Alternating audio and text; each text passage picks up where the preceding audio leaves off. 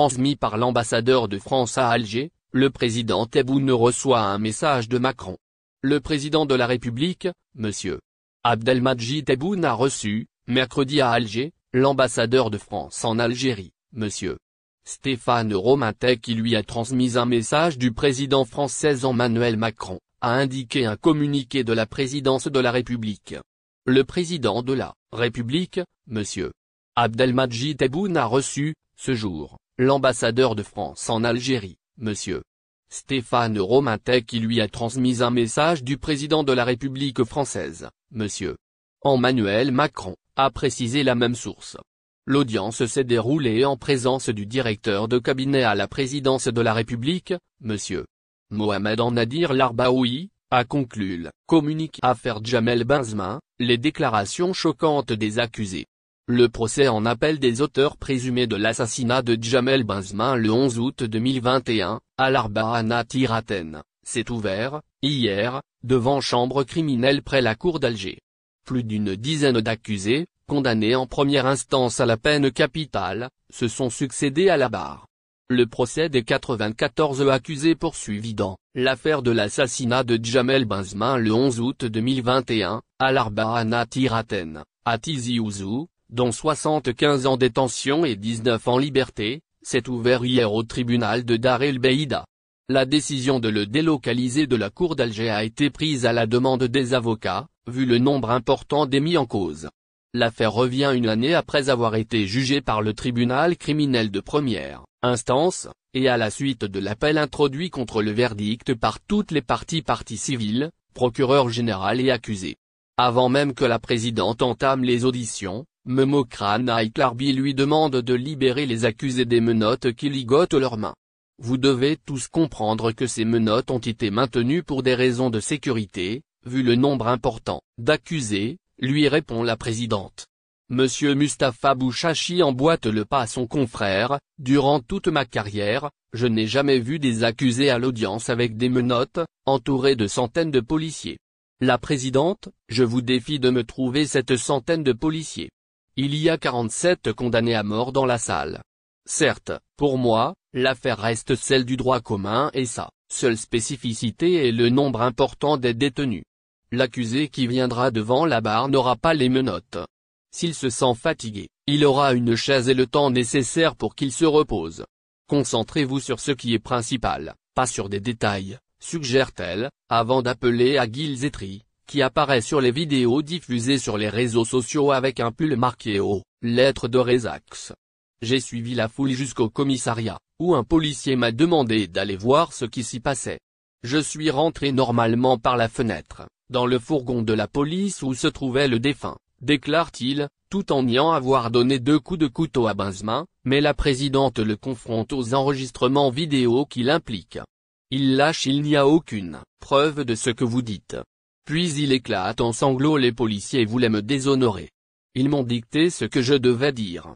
La présidente lui demande pourquoi il est entré dans le fourgon par la fenêtre et Aguil ne cesse de ressasser que c'est le policier qui le lui a demandé et nie totalement avoir asséné des coups au défunt en précisant, toutefois, avoir frappé Benzema avec les doigts.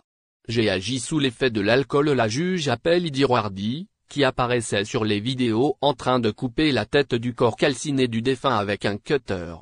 Lui aussi nie toutes ces déclarations lors de l'instruction. Vous aviez déclaré que quelqu'un vous a remis un cutter pour trancher la tête de la victime, demande la présidente. Wardi: le corps était déjà calciné. J'étais ivre, et sous pression. Tout le monde autour de moi criait et m'incitait à l'égorger. Des voix me disaient: coupe-lui la tête, dépèce-le.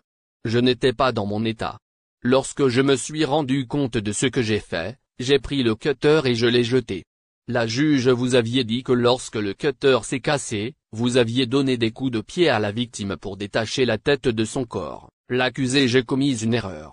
Oui, je l'ai fait sous l'effet de l'alcool. J'ai reconnu les faits. Il affirme avoir trouvé le corps déjà calciné. J'ai insulté ceux qui l'ont brûlé. La juge: vous aviez insulté la victime en lui disant que vous alliez en faire une brochette et la manger, puis vous avez marché sur son corps. J'étais dans un état second. Je ne sais pas ce que j'ai dit à la police, rétorque-t-il. Prenant la parole, le procureur général lui lance: vous aviez déclaré que c'est Nabila Merouane qui vous a donné le cutter et qui vous incitait à égorger le défunt. L'accusé dit ne pas se rappeler, avant que Nabila, infirmière de son état, ne se présente à la barre. J'ai été pour aider les sinistrés. Je me suis retrouvé le soir au centre-ville qui grouillait de monde. J'entendais certains dire: nous allons brûler tout arabe qui vient chez nous. Ils me soupçonnaient d'être des moukabarats services de renseignement, dit-elle. La juge: vous incitiez les gens à égorger la victime. Il faut du courage pour assister à de telles scènes. J'avais peur de subir le même sort. On me disait de filmer. J'avais peur. Ce que j'ai fait était dicté par la peur, justifie-t-elle. Le procureur général lui lance: vous lui disiez égorger-le et buvez son sang, puis vous aviez donné des coups au corps du défunt. Elle lui répond: j'avais peur. Je ne l'ai pas frappé. Amesiane Chabi, qui au moment des faits remuait à l'aide d'un bâton la flamme qui brûlait le corps de Benzema, est appelé à la barre. Il déclare: il était déjà calciné. Je l'ai touché avec le bâton. J'étais sous le choc. J'étais terrorisé. Confronté aux photos qui le montrent en train d'attiser la flamme, il affirme: je n'ai pas vu ces photos. Il cède sa place à Teitorich. Ils m'ont frappé et demandé de mettre des branches et du carton sur le corps du défunt qui brûlait pour la seconde fois. J'étais terrorisé, avoue-t-il. À la barre, Ourdia Nassi, l'accompagnatrice de Nabila, défendait celle-ci en disant qu'elle était terrorisée. À propos de la vidéo qu'elle a diffusée sur la toile, elle affirme: je l'ai juste partagée. Accusée d'avoir saccagé la Clio à bord de laquelle se trouvaient Benzema et ses deux compagnons, Abdenouri Amani nie tous les faits, avant de céder sa place à Tahar Koualdi, qui apparaissait dans le fourgon avec le défunt, portant une casquette, le cou tatoué et remettant un couteau à un des agresseurs de Benzema. Vous aviez déclaré que c'est Zinegaya qui a fait sortir la victime du véhicule de police, lance la juge, mais l'accusé nie.